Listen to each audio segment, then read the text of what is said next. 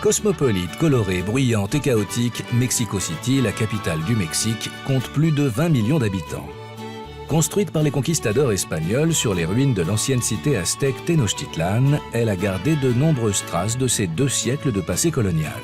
Pour rejoindre l'Opéra ou le Paseo de la Reforma, l'avenue la plus fréquentée de Mexico City, il suffit d'attraper un taxi coccinelle. Sur le Zócalo, la place principale, se dresse la cathédrale, symbole de la ville.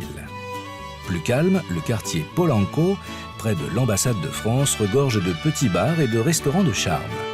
La célèbre douceur de vivre mexicaine prend alors tout son sens. Les ruelles ombragées de ce quartier résidentiel abritent une multitude de maisons sobres et élégantes dissimulées par une épaisse végétation. Soucieux de préserver leur intimité, les résidents de Polanco tiennent avant tout à la discrétion. C'est dans cet état d'esprit et dans un ancien immeuble fonctionnel des années 50 que se cache derrière une façade de verre le surprenant hôtel Habitat.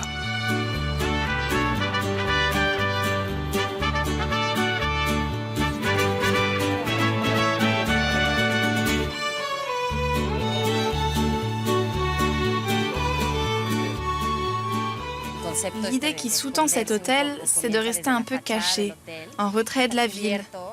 Cela se manifeste dès la façade qui est couverte. En fait, tout l'édifice l'est, de vitres opaques. Dans les chambres, la vue sur le monde extérieur est partielle. Des vitres transparentes sur quelques bandes choisies permettent de révéler un bout d'arbre, un détail de la rue devant l'hôtel, une parcelle de végétation, tout en occultant la ville, la vision du monde urbain. L'hôtel Habitat est à l'image de Mexico City, en pleine mutation. Loin des couleurs soutenues et flashy qui ont longtemps caractérisé le style mexicain, l'établissement a résolument opté pour l'épure et la fonctionnalité.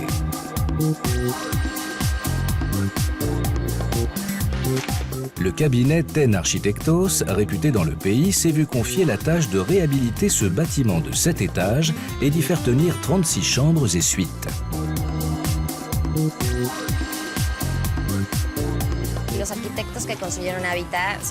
Les architectes qui ont fait Habitat sont Enrique Norten et Bernardo Gómez Pimienta. À l'origine, cet édifice abritait des appartements de particuliers. C'est un espace dans lequel nous avons mis des objets d'art. Nous avons 2 panneaux muraux d'une artiste contemporaine qui s'appelle Jeanne Hendricks, une installation vidéo intitulée Je nage observé d'une autre artiste contemporaine qui s'appelle Sylvia Gruner. Et non loin de la réception, des écrans restituent ce qui se passe dans les parties communes de l'hôtel.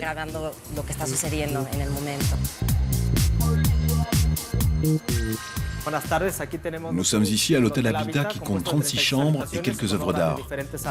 Une partie de la réception abrite notre restaurant, Aura.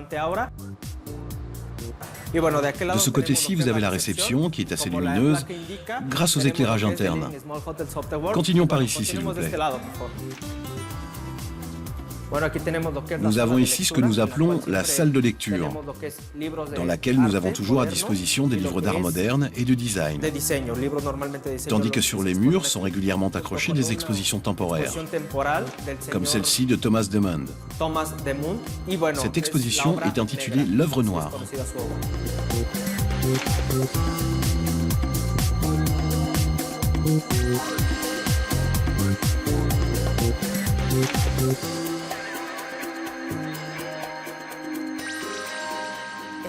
C'est un espace dans lequel on se sent en dehors de la ville, alors que l'on est en plein cœur de la cité. Mexico est sans cesse en plein mouvement, dans une agitation permanente. En étant ici, on vient oublier tout cela. Au 5e étage, nous avons une piscine dans laquelle, véritablement, on se sent n'importe où ailleurs, mais certainement pas en plein centre de la plus grande ville du monde. Ce qui fait le charme de ce lieu, c'est que l'on trouve tout ce dont on a besoin. Au dehors, il y a tout ce dont on peut avoir envie, mais à l'intérieur de l'hôtel aussi. Il y a un bar, un restaurant, un spa. Dans chaque chambre, l'intimité dont chacun peut avoir envie. Au rez-de-chaussée, le restaurant.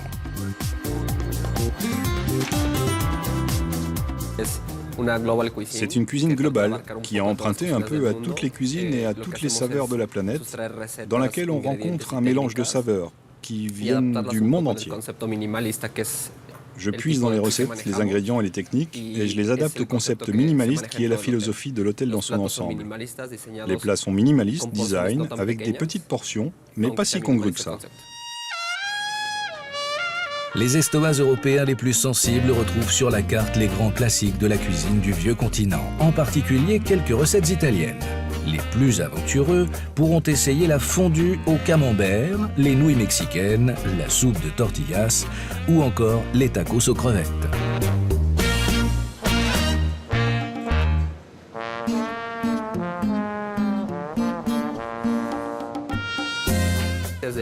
Nous allons chercher nos produits directement au marché, comme celui de Saint-Jean, qui est très connu à Mexico City, ou comme l'Abida et la centrale d'Abasto.